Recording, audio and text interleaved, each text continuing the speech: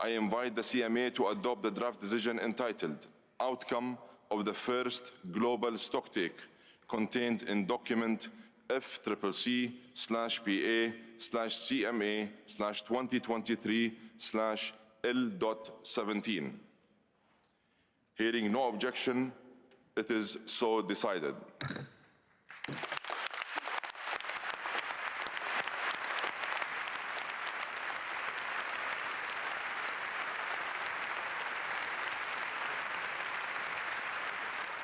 Jubilant scenes at the final session as a resolution was unanimously endorsed at the 11th hour.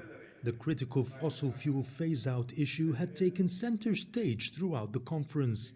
As the deadline approached, the first draft on Monday night caused quite a stir, after sensationally omitting that very issue from the final text. Dozens of countries described the omission as unacceptable, and demonstrations by activists at the site went up a couple of notches.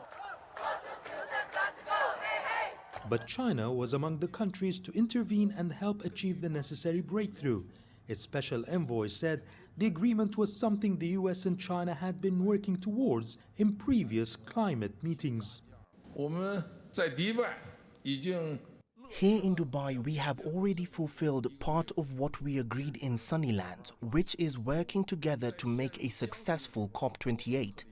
When negotiations were getting stuck, we worked together and provided joint proposals to unlock the deadlock and facilitated for the success of the COP. Chinese envoy Xie Zhenhua's American counterpart John Kerry highlighted the importance of cooperation with China at the climate conference.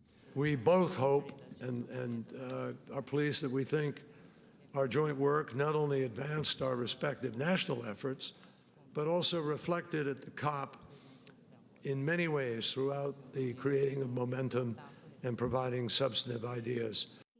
According to the final document, the term phase out has been replaced with transitioning away from fossil fuels, and it was still accepted by nations that initially didn't want a change of language. Looking at the combined text with the references to science and the references to 1.5, it's actually stronger than what we've had before. It's stronger than what was adopted in Glasgow, for instance.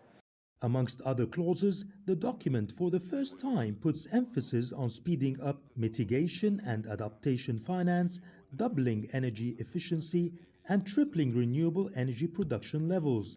This has been welcomed by developing nations, including those in Africa. I think most important for African countries is that we have finally won a global goal on adaptation, which has themes. It has it's measurable and it's time-bound. And we are absolutely delighted that we have made this progress after years and years of struggle. The summit has been described by its president as an historic event, one of many firsts. But as delegates celebrate this milestone, many have warned that what's coming up is more important.